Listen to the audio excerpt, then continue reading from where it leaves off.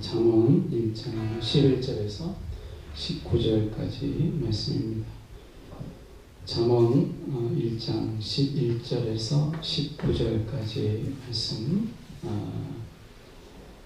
제가 봉독해 올리겠습니다. 그들이 내게 말하기를 우리와 함께 가자. 우리가 가만히 엎드렸다가 사람의 피를 흘리자. 죄 없는 자를 까닭 없이 숨어 기다리다가 수월같이 그들을 산채로 삼키며 무덤에 내려가는 자들 같이 통으로 삼키자. 우리가 온갖 보화를 얻으며 빼앗은 것으로 우리 집을 채우리니 너는 우리와 함께 제비를 뽑고 우리와 함께 전대 하나만 두자 할지라도 내 아들아 그들과 함께 길에 다니지 말라. 내 발을 금하여 그 길을 밟지 말라. 대저 그 발은 악으로 달려가며 피를 흘리는데 따름이니라. 새가 보는 데서 그물을 치면 헛일이거늘 그들이 가만히 엎드림은 자기의 피를 흘릴 뿐이요 숨어 기다림은 자기의 생명을 해할 뿐이니 이익을 탐하는 모든 자의 길은 다 이러하여 자기의 생명을 잃게 하느니라. 아멘. 오늘 우리 본문의 말씀을 가지고 함께 할 자를 분별하라. 함께 할 자를 분별하라 라는 제목으로 함께 말씀을 나누기를 원합니다. 아프리카 속담이라고 하는데 직접적으로 들은 건 아니고요. 전원에서 들은 이야기 중에 하나가 바로 그런 겁니다. 멀리 가려면 함께 가라 하는 아프리카 속담이 있다고 그래요. 멀리 가려면 함께 가라 하는 그런 말이 있습니다. 우리가 이 신앙의 길이라고 하는 것은 우리가 혼자 갈 수 없는 반드시 동반자가 필요하고 함께 동행하는 자가 필요한 그러한 순례의 길입니다.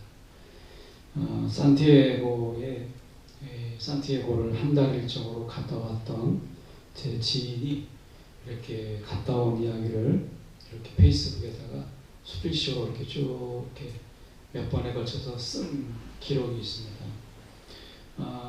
혼자 산티아고를 이렇게 쭉 일정을 가지고 한 달 일정을 가지고 갔다 오는 그 시간들이 이분은 혼자 갔는데 이제 수염도 일부러 좀 안 깎고 이렇게 이제 얼굴도 다듬지 않고 그냥 묵상하는 마음으로 이렇게 쭉 산티아고를 갔다는 거예요. 처음에는 외로움도 있고 또 함께 누구랑 같이 했으면 좋겠다 이런 생각이 들기도 했는데 그런 유혹을 조금 뒤로 하고 혼자 걷는 시간들을 많이 가졌는데 가는 거는 혼자 갔는데 나중에는 어느 순간에 자기가 주님과 이야기하고 있는 자신을 발견하게 되었다라고 하는 거예요. 그래서 걷는 건 혼자 걸었는데 나중에 혼자 이런 생각 저런 생각하면서 대화를 나누는데 주님과 함께 이야기를 나누는 그래서 혼자 갔지만 같이 간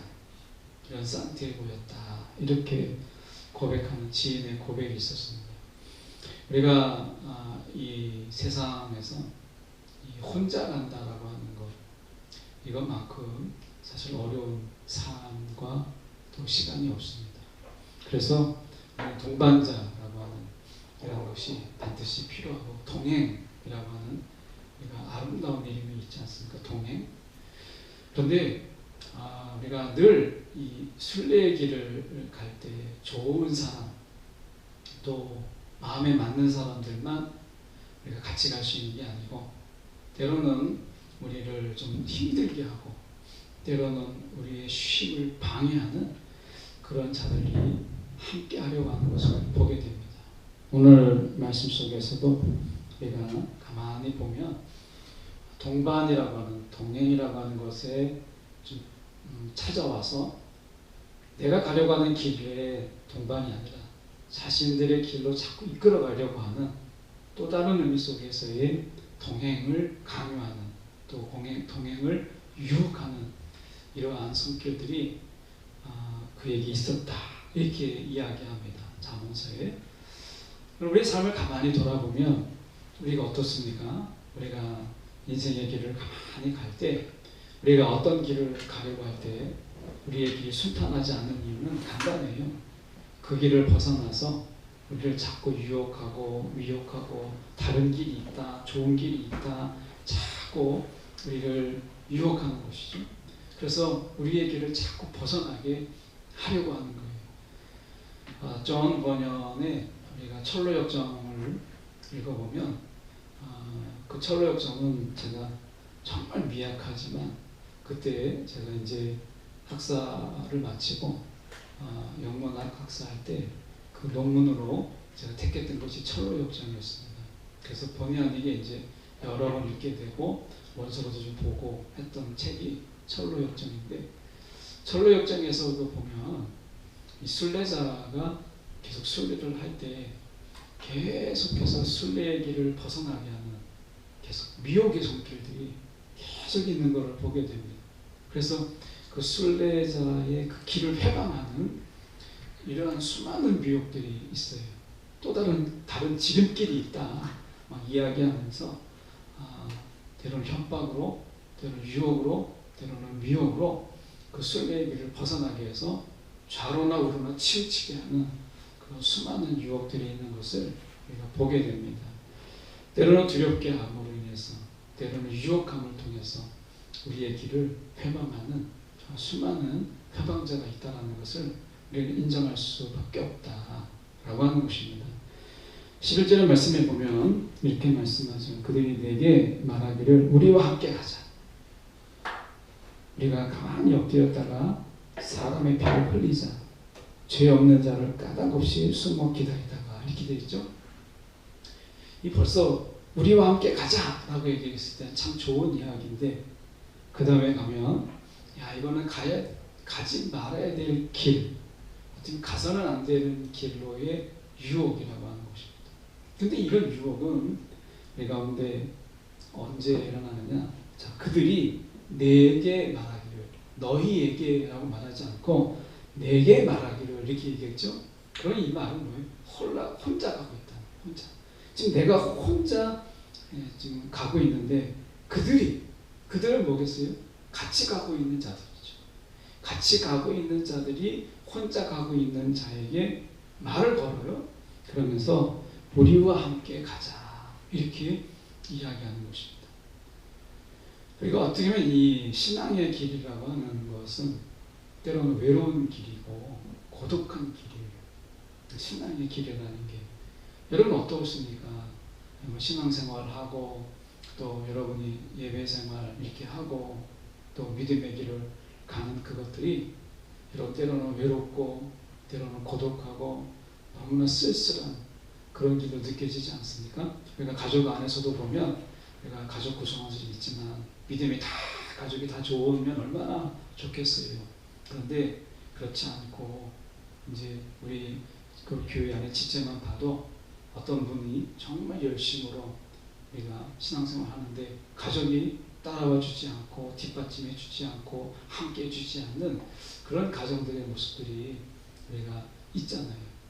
그러면 혼자서 가족을 위해서 기도하다가 지치기도 하고, 혼자 가족을 품고 일일이 그 이름을 놓고 기도하다가 어느 순간에는 낙심이 되기도 하고, 또 좀 달라 우리가 좀 이제 정말 주님이 내 기도 들어주셨구나 라고 하다가도 어느 순간에 보면 나 혼자 걷고 있는 신앙의 길, 우리가 이런 순간들이 있어요.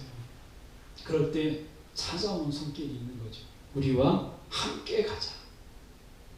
그러니까 내가 혼자 지금 막 가고 있고 내가 혼자 막 쓸쓸히 가고 있다가 지치기도 하고 낙심이 되기도 하고, 때로는 나도 누군가 함께 같이 가고 싶다라는 생각이 딱 들 때 찾아오는 음흉한 손길이 있죠. 우리와 함께 가자라고 하는 거예요. 이때 찾아옵니다. 신앙의 길에서 우리는 반드시 이런 유혹의 소리를 듣게 돼요. 이것은 어떻게 보면 우리의 믿음이 약해서가 아니라 우리가 홀로 가고 있기 때문에 표적이 되고, 때로는 나 혼자 가고 있기 때문에 또 누군가가 미혹하는 손길이 뻗치게 되는 거죠. 그래서요, 우리가 신앙은 홀로 가지만 같이 가는 것이 필요한 겁니다. 그래서 하나님께서 이 땅에 교회를 두시고 공동체가 함께 갈 수 있도록 그렇게 한 거죠. 그런데 오늘 찬양을 인도하는 형원이 청년이 이야기했던 것처럼 사람 없이 혼자 기타 치고 찬양하다 보면 어떻게 보면 호응이 없고 또 같이 찬양하는 사람들이 보이지 않을 때, 그럴 때 찾아오는 이런 서늘함이 있고 또 어떻게 보면 좀 의기소침한 부분도 있고 신이 안 나고 이러잖아요. 신앙이 그런 거예요. 지금 코로나 상황 속에서 우리가 제일 많이 가지는 유혹 중에 하나가 있다면 우리와 함께 가자 라고 하는 거예요. 길을 가다 보면 지금은 벌써 코로나로 인해서 기존의 교회들은 전도나 이런 부분들을 많이 자제하고 있는 그런 상황인데, 신천지나 이런 하나님의 교회는 벌써 이 기지개를 펴고 이제 본격적으로 이 틈을 타서 전도라고 하는 이름으로 함께 다니는 것을 보게 됩니다. 그들은 함께 다녀요.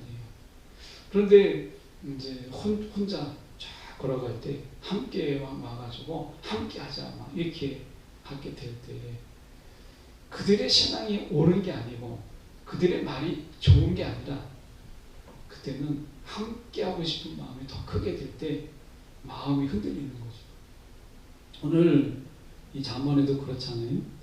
그들이 내게 말하기를 우리와 함께 가자. 여기까지는 정말 이 말을 먼저 한다는 거예요. 우리와 함께 가자.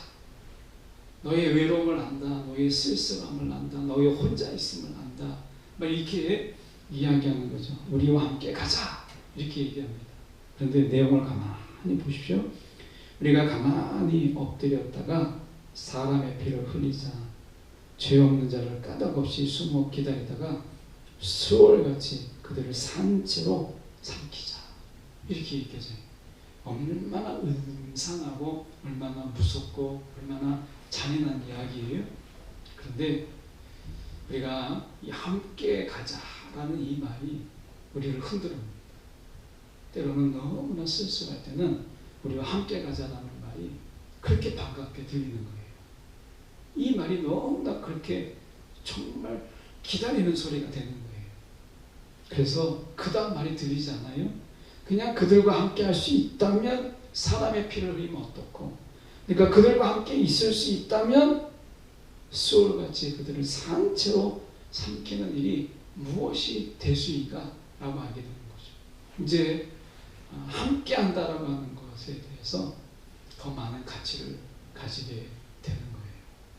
그래서 우리가 오늘 제목처럼 함께 할 자를 분별하는 시간들이 필요한 겁니다. 내가 외롭더라도 내가 혼자인 것 같아도 함께 하자고 하는 자들을 분별할 필요가 있다라고 하는 거예요. 무턱대고 함께가 목표가 되면 안 되죠. 함께라고 하는 것이 우리의 어떤 유혹이 되면 안 돼요.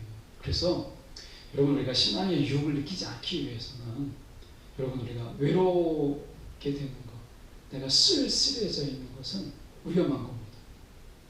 그래서 우리가 혼자가 아닌 것이 참 중요합니다. 혼자가 아닌 것이. 그래서 여러분, 이 코로나19 속에서 우리가 다 떨어져 있지만 혼자가 되지 않기 위해서 우리는 좀 더 믿음의 믿음의 공동체 안에서 우리가 좀 함께 기도하는, 우리가 이제 영상으로 함께 기도하는 시간을 갖든지, 먼저 마음을 열어서 누군가에게 연락을 해서 같이 좀 더 이야기를 나누든지 해서 우리가 혼자가 되지 않는 것이 중요합니다.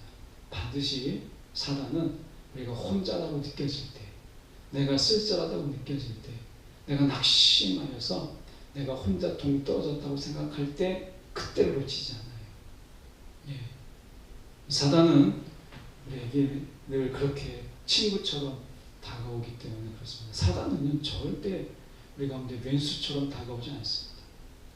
그래서 사단은 항상 우리에게 친구처럼 엄청 생각해 주는 것처럼 다가오지, 그러니까 사단에 넘어가는 거죠. 절대 사단의 정체를 드러내서 그렇게 하지 않습니다. 그래서 우리가 함께 가자, 이 말에 넘어지는 거예요. 그 다음 말에 넘어지는 게 아닙니다. 그 다음에 보시면 우리가 무덤에 내려가는 자들을 통으로 삼키자. 우리가 온갖 부활을 얻으며 빼앗은 것으로 우리 집을 채우자. 이런 것에 넘어지는 게 아닙니다. 사람이 넘어지려면 뒤에 말이 이게 부당하고, 물론 이제 탐욕이 많고 욕심이 가득한 이런 사람이라면 처음부터 이들과 함께 하죠. 그러니까 여기서 보면 그들이 내게 말하기를, 이게 포인트입니다. 그들이, 사단이 우리 가운데 나에게 말하기를 우리가 함께 가자. 이 함께라는 말에 딱 걸리는 거예요. 그래서 예수님이 우리 가운데 임마누엘로 오셨다. 우리와 함께 하신다. 우리와 함께 하신다. 이 말이 그냥 있는 게 아니라는 거예요. 외로우면 넘어지니까. 혼자이면 쓰러지니까. 그래서 하나님은 우리를 홀로 두지 않기 위해서 임마누엘로 오신 거예요. 임마누엘로. 그러면 우리가 주님과 우리와 함께 있잖아요. 근데 주님과 우리와 함께 있지만 때로는 보이지 않는 하나님 때문에 외로움도 느끼기도 하고 불쑥불쑥 찾아오는 나 혼자라고 하는 이 느낌을 완전히 해소할 수가 없는 거예요. 그래서 하나님은, 우리와 함께 하시는 하나님은 눈으로 보이는 함께하는 자들을 두셨는데 그게 곧 교회거든요. 이게 공동체예요. 이것을 통해서 사단의 유혹을 원천적으로 막으시려고 하는 거예요. 예. 여러분, 홀로 있지 마십시오. 예. 혼자가 되지 마세요. 그러면 사단을 부르는 거예요. 사단의 유혹을 부르는 겁니다.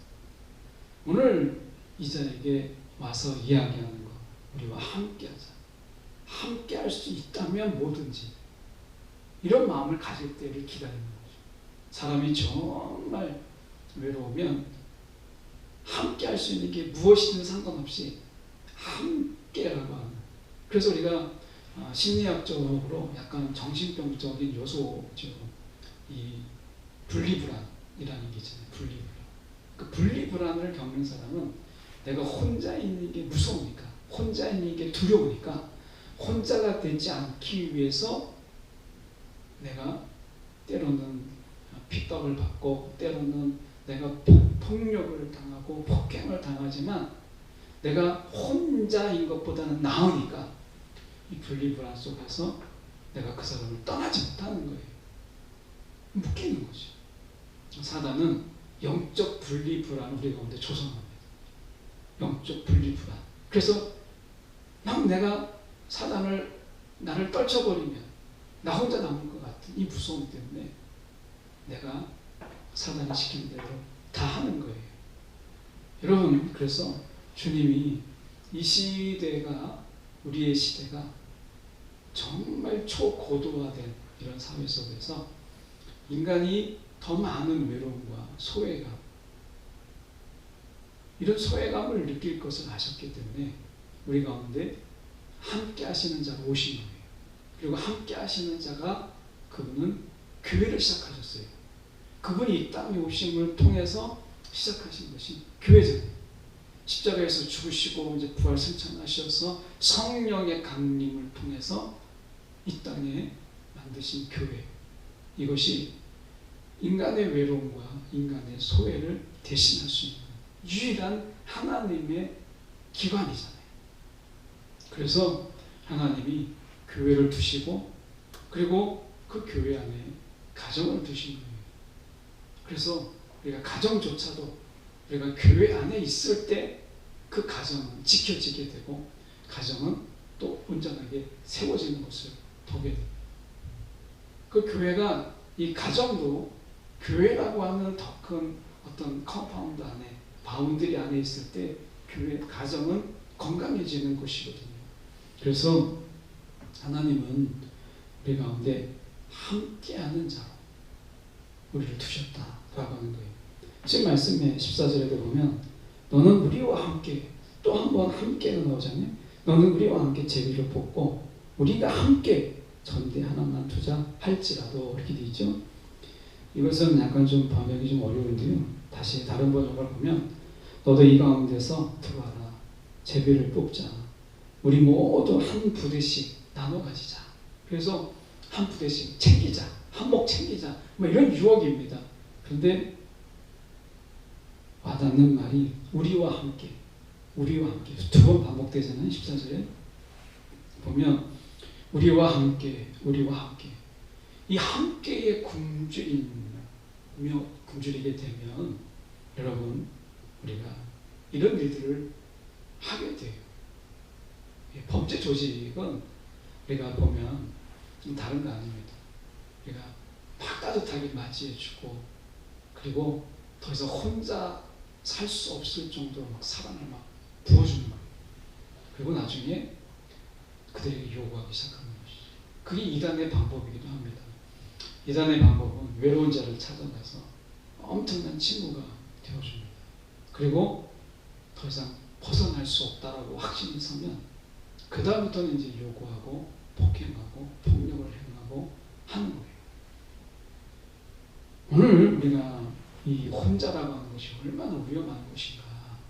여러분 신앙생활을 혼자 할 수 없습니다. 예. 그리고 하나님의 뜻이 아니에요. 그것은. 그래서 혼자 신앙생활, 혼자 기도하는 것, 여러분 골방의 기도 외에는 같이 기도하는 것이 더 필요한 거고요. 그래서 말씀해 보면 이렇게 얘기해서 15절에 내 아들아 그들과 함께 길에 다니지 말라. 함께 하지 말라고 얘기하시잖아요. 지금 잠언의 말씀은 함께 하지 말라. 함께 길에 다니지 말라. 그들이 함께 너희를 유혹해도 함께 하지 말라. 내 발을 금하여 그 길을 밟지 말라. 라고 얘기해요.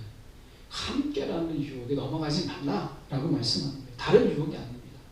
그리고 말씀하기를 대적 그 발은 악으로 달려가며 피를 흘리는데 따름이니라. 라고 이야기하면서 결국에는 그것이 생명을 잃게 된다. 19절에 그렇게 말씀하잖아요. 생명을 잃게 된다. 라고 말씀합니다. 여러분 오늘 우리가 기억해야 될 것은 다른 거 아닙니다.